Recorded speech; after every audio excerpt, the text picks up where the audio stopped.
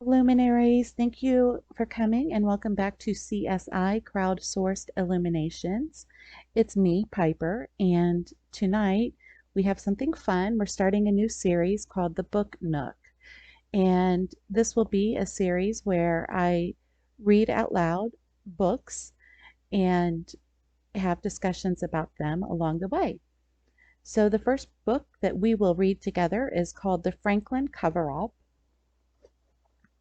Child Abuse, Satanism, and Murder in Nebraska by John DeCamp.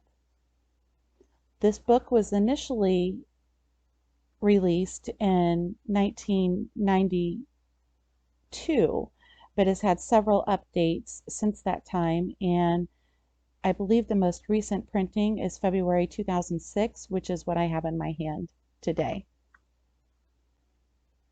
So let's get into it, and we will start with the foreword. Here we go. What do Ronald Reagan, President George Bush, former CIA Director William E. Colby, Democratic presidential candidate Bob Kerrey, billionaire and second richest man in America and now head of Salomon Brothers Warren Buffett, and Ronald Roskins, the current administrator of the Agency for International Development, all have in common?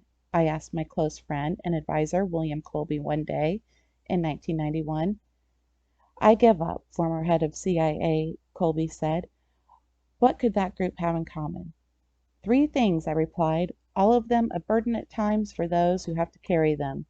The three things are me, John DeCamp, a case called Franklin, and a man named Larry King.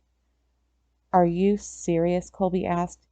Dead serious, I responded, and I hope that the word dead does not turn out to be a prophetic pronouncement, as it has for at least 15 other Franklin-related personalities. My statement to Bill was not made lightly. Colby and his wife, Sally Shelton Colby, a United States ambassador under President Jimmy Carter, were at the very moment warning me to get away from the Franklin child abuse investigation, Larry King, and anyone else linked with Franklin as quickly as possible for the sake of my own life and safety.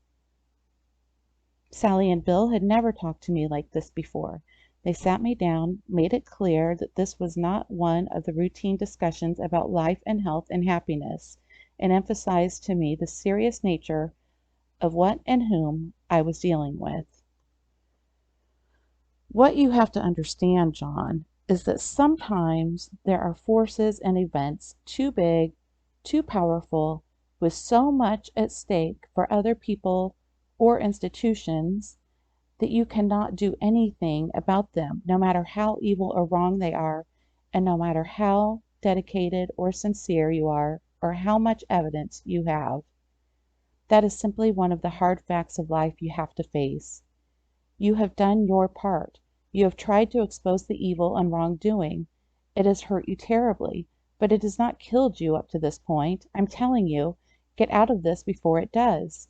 Sometimes things are just too big for us to deal with, and we have to step aside and let history take its course.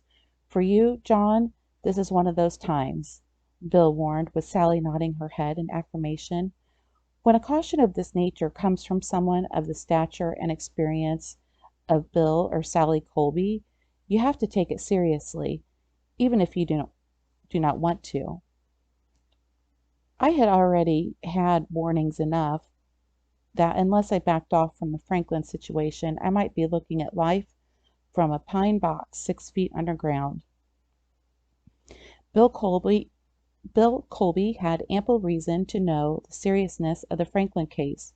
In secret, Colby had been hired a few months earlier by the Nebraska legislature's investigative committee to look into the single-engine plane crash in which the Senate's private investigator, Gary Caradori, and his son were killed. But Bill, I argued, somebody has to do something. The problem here is that our institutions of government have been corrupted. If there is a cover-up, and I know now absolutely believe there is, even though originally I thought the whole Franklin story had to be a fantasy, then that cover-up can only take place with the cooperation and even the active assistance of some of our key institutions of government, from the courts to the cops, from the highest politicians to the media representation to the wealthiest business leaders of our community and country. I can't believe what you are telling me, Bill. Are you saying I should just lay it down and walk away from this when I know kids are being abused and killed? When I know our most respected citizens and business leaders are up to their eyebrows in drug dealing and official corruption? When every bone in my body tells me that evil is triumphing and everybody who is anybody is scared beanless to do anything about it for fear of one thing or another, how can any honest or intelligent person do this? If I, or someone like me, do not keep pursuing this, then who will?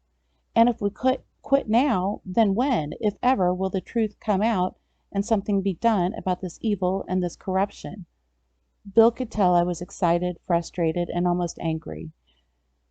Relax, just a moment, John, he said. Relax, and I will tell you my own personal story. Maybe it will have some message for you.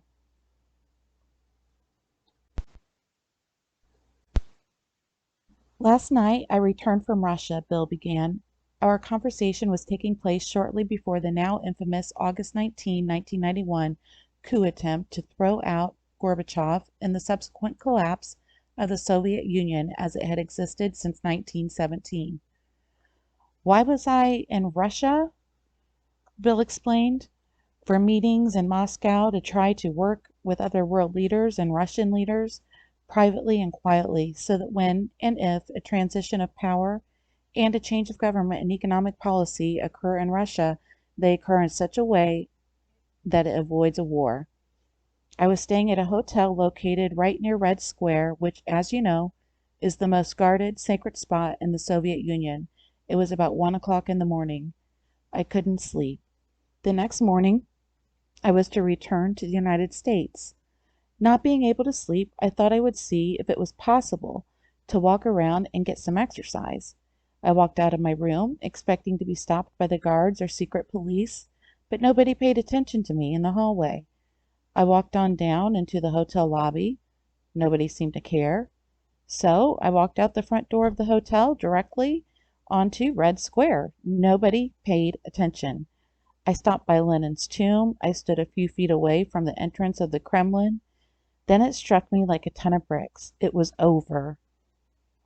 Here was the head of the CIA, once hated and feared by the Soviet Union, wandering unwatched and unguarded around Red Square after spending the previous week meeting with their leaders trying to help them save themselves from economic collapse and political revolution, which might turn into a new totalitarian dictatorship. And nobody cared. The guards did not care who I was or what I was doing. The system had collapsed. It was over. Communism was dead. That was the happy part. Bill went on quietly, but I also realized that this walk in Red Square was going to be the only victory parade I would ever have to celebrate my 40-year battle for this. There were not going to be any parades down Madison Avenue with ticker tape. The walk in Red Square was the only victory parade I was going to have. So what's the message? I asked. What are you trying to tell me? Sometimes, Bill said, there are forces too powerful for us to whip them individually in the time frame that we would like. We have to keep working at our goal, but we have to be sensible enough not to risk everything and get ourselves destroyed or killed in the process. That victory we seek may take much longer than we wanted and come in ways we never anticipated. Maybe, just maybe, you have to have your own private victory parade. You maybe have to face the fact that you cannot right all the unrightable wrongs, that there really are people too powerful, interests too big, that the rich and the powerful, even when doing evil, can and will succeed, and you can do nothing about it at that moment. But, Bill continued, you do the possible, recognize the impossible, and if you are right, and you are, and we both know it, there will be a time when victory will come and the good will triumph over the evil. Only then the when and where and how are usually unknown to us. The best we might be able to do sometimes is point out the truth and then step aside. That is where I think you are now. For your own safety and survival, step aside. Maybe I should start carrying a gun, I suggested. Bill gave a cynical laugh and said, No, that'll only likely get you killed. If they are going to get you, a gun you're carrying is not going to stop anything. The best thing you can do for your personal safety is to tell your story and make sure you have the national press interested in this and looking into it with some really good investigative reporters. Huh, I muttered. Maybe the simplest thing for me to do is to try to tell the story. Maybe it is, Bill said.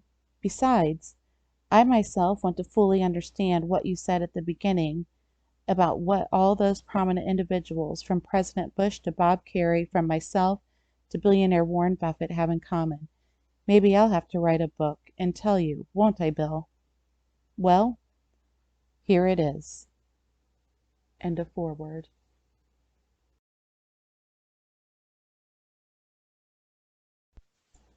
So that's it for now, and I will be back this evening and we will start part 1 of the book.